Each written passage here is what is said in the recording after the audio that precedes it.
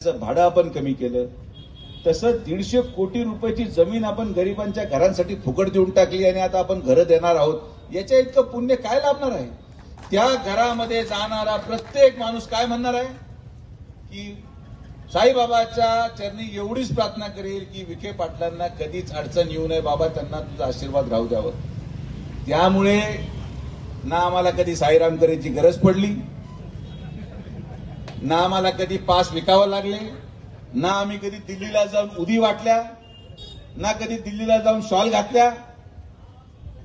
शिर्डीमध्ये येणारा एकही साई भक्त जो बाहेरून येत असेल त्याला हे माहित नसेल की या भागाचा आमदार कोण आहे.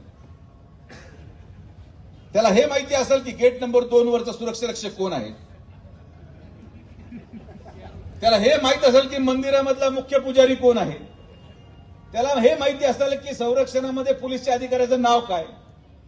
आणि फार मोठा व्हीआयपी झाला तर त्याला हे माहित असतं की शिर्डी संस्थानचा सीईओ कोण. पण कोणालाच माहित नाही की शिर्डीचा आमदार कोण.